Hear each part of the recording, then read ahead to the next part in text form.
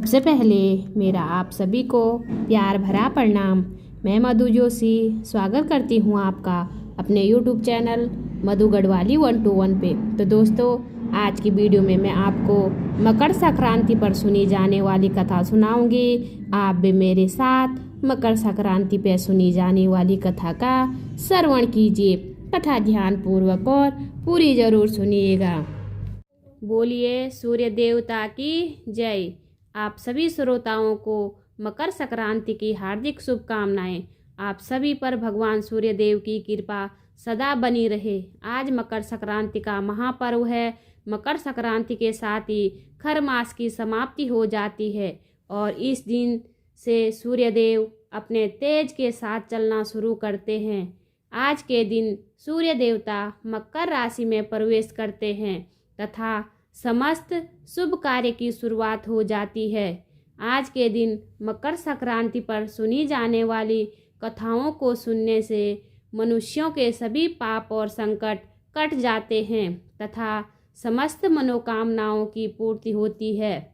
जो आज मैं आपको सुना रही हूँ मकर संक्रांति पर सुनी जाने वाली कथा, तो इन कथाओं को बड़ी ही श्रद्धा और प्रसन्नचित मन से पूरा अवश्य सुनिएगा।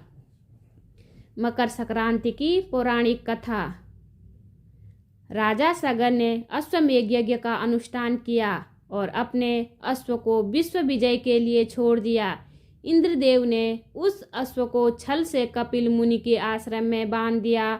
जब कपिल मुनि के आश्रम में राजा सगर के 6000 पुत्र युद्ध के लिए पहुंचे और उनको अपशब्द कहा, तब कपिल मुनि ने श्राप देकर उन सबको भस्म कर दिया। राजकुमार अंशुमान राजा सगर के पोते ने कपिल मुनि के आश्रम में जाकर उनसे विनती की और अपने बंधुओं के उद्धार का मार्ग पूछा। तब कपिल मुनि ने बताया कि इनके उद्धार के लिए गंगा जी को धरती पर लाना होगा। राजकुमार अंशुमान ने प्रतिज्ञा की कि उनके वंश का कोई भी राजा तब तक चैन से नहीं रहेगा जब तक गंगा जी धरती पर ना आए। उनकी प्रतिज्ञा सुनकर कपिल मुनि ने उन्हें आशीर्वाद दिया। राजकुमार अंशुमान ने कठिन तप किया और उसी दौरान अपनी जान दे दी। भागीरथ राजा दिलीप के पुत्र और अंशुमान के पुत्र थे। राजा भागीरथ ने कठिन तप करके गंगा जी को प्रसन्न किया और उन्हें धरती पर लाने के लिए मना लिया।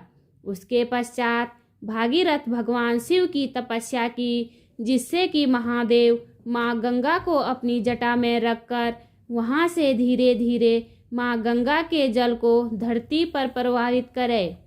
भागीरथ की कठिन तपस्या से महादेव प्रसन्न हुए और उन्हें इच्छित वर दिया। इसके बाद माँ गंगा महादेव की जटा में समाहित होकर धरती के लिए प्रवाहित हुई। भागीरथ माँ गंगा को रास्ता दिखाते हुए कपिल मुनि के आश्रम गए, जहाँ पर उनके पूर्वजों की राख उद्धार के लिए प्रतीक्षारत थी। माँ गंगा के पावन जल से भागीरथ के पूर्वजों का उद्धार हुआ। उसके बाद माँ गंगा सागर में मिल गई। जिस दिन माँ गंगा कपिल मुनि के आश्रम पहुंची, उस दिन मकर संक्रांति का दिन था। इस कारण से मकर संक्रांति के दिन श्रद्धालु गंगा सागर में स्नान करके और कपिल मुनि के आश्रम के दर्शन के लिए एकत्रित होते हैं।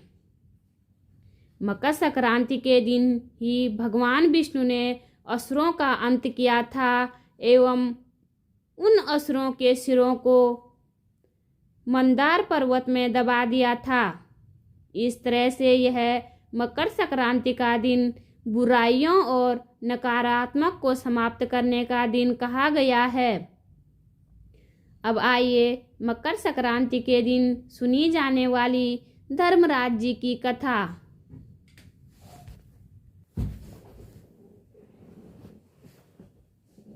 एक समय की बात है कि नैमिषारण्य तीर्थ में सहस्त्रों शौनक आदि ऋषिगण परम श्रद्धा के साथ पुराणों के मर्मज्ञ श्री सूत जी महाराज से कहने लगे कि भगवान, हम सब आपसे धर्मराज जी की कथा उसका विधान तथा उसका महात्म्य सुनना चाहते हैं, सो कृपा करके यह सुनाइए।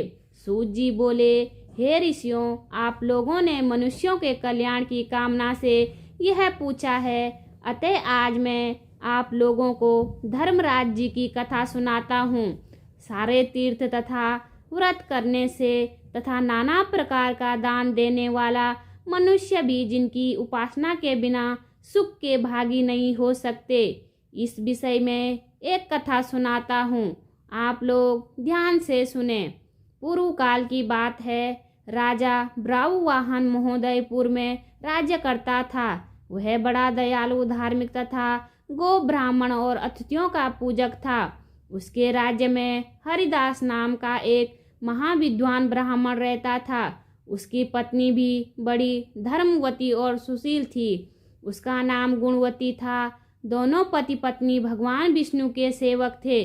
उन्होंने सभी प्रकार के व्रत किए, किंतु धर्मराज नाम से भगवान की कभी सेवा नहीं की। बड़ी श्रद्धा के साथ वे गणेश जी की, चंद्रमा की, हरितालिका व्रत की, एकादशी आदि सभी व्रतों का पालन करते एवं अतिथि सत्कार भी करते थे।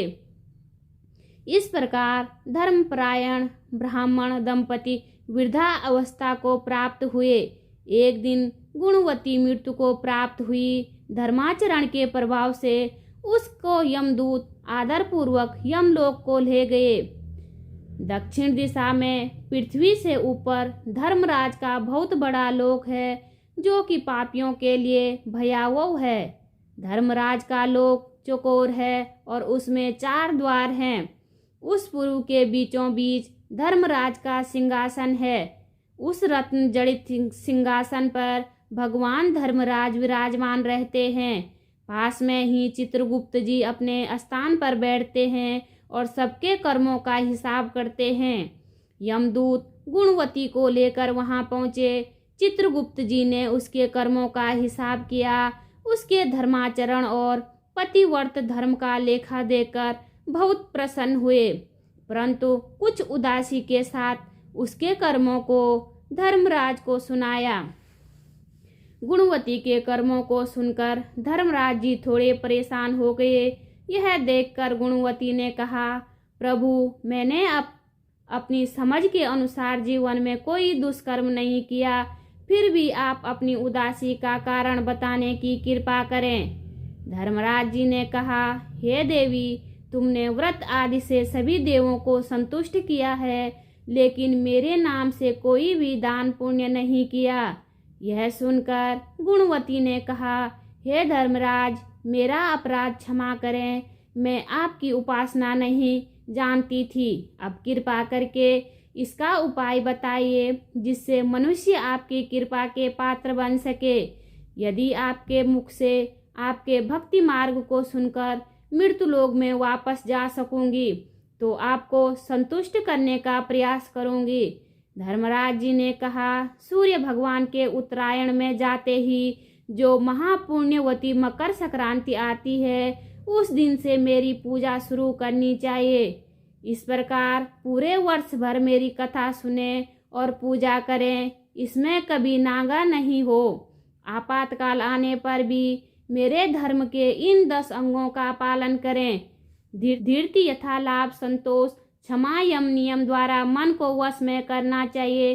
किसी की वस्तु को नहीं चुराना। मन से पर स्त्रियों या पर पुरुषों को बचना, यानी मन शुद्धि और शारीरिक शुद्धि। इंद्रियों को वश में रखना। बुद्धि की पवित्रता, यानी मन में बुरे विचार न आने देना। शास्त्र विद्या का स्वाध्याय, यानी पूजा पाठ, कथा श्रवण या व्रत रखना और दान पुण्य करना।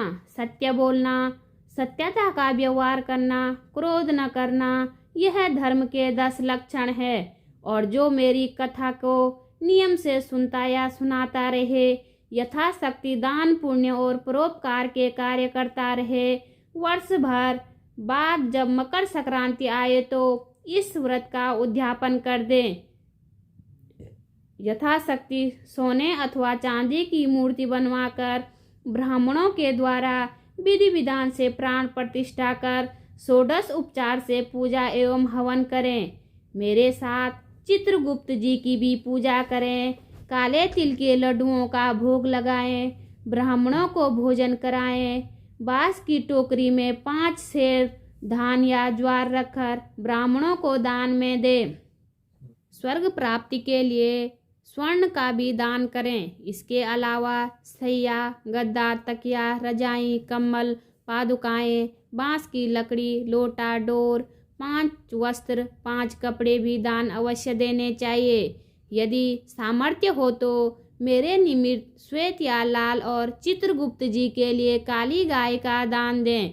धर्मराज जी की बातें सुनकर गुणवती ने विनती की और कहा, हे प्रभु, मुझे फिर से मृत्युलोक में जाने दें, जिससे मैं आपके व्रत कर सकूं। धर्मराज जी ने इसकी सहमति दे दी। सहमति देते ही गुणवती के शरीर में जान आ गई। उसके पुत्र आदि बड़े प्रसन्न हुए। उसने सभी बातें अपने पति को बताई। मकर संक्रांति आते ही दोनों ब्राह्मण दंपति ने धर्मराज के निमित्त व्रत शुरू कर दिया। 1 वर्ष के बाद इस व्रत का उद्यापन किया। इस व्रत के प्रभाव से उसे स्वर्ग की प्राप्ति हुई। सूत जी ने शौनक आदि ऋषियों से कहा, हे ऋषियों, जिस घर में स्त्री या पुरुष इस धर्मराज की कथा को श्रद्धा पूर्वक प्रतिदिन पढ़ते हैं, वे दुखों से मुक्त हो जाते हैं। इसमें कोई भी संशय की बात नहीं है।